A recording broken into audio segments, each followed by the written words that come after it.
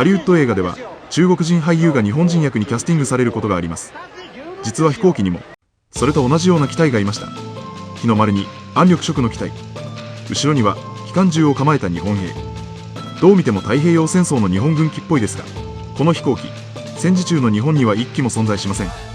ゼ戦ではない、97艦砲でもない、偵察機でもない、それどころか特定の日本軍機を再現したレプリカですらありません。演じているのは中国で開発された複座練習機、その名は南昌 CJ6、中国人民解放軍空軍のパイロットを育てるために作られた正真正銘の中国軍機です。この機体は1968年製、2016年ニュージーランドのおまへ渡りました。そこで新しい所有者があることに気づきます。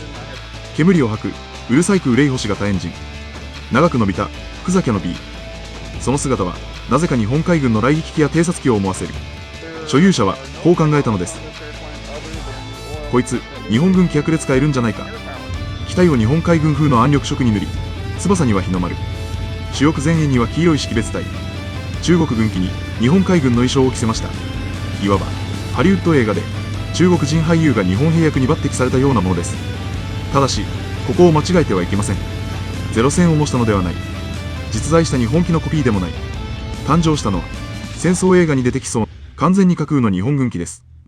塗装は完全なフィクションで、特定機の正確なレプリカではなく、航空ショーにおける日本海軍側の俳優として考案されています。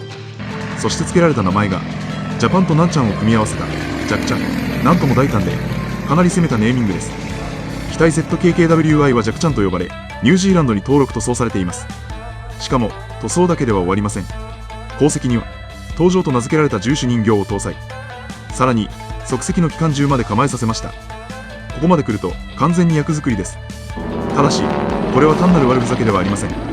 太平洋戦争を航空ショーで再現しようとしても日本側の飛べる機体は簡単には用意できない。ならば俳優を用意する。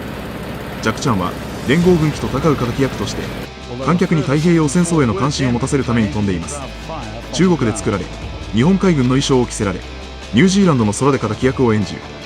ジャクチャンは偽物の日本軍機ではありません。中国生まれの俳優が日本軍機役を演じているのです。このキャスティング、歴史を伝える名俳役でしょうか、それともさすがに無理があるでしょうか。見たことある人いますか？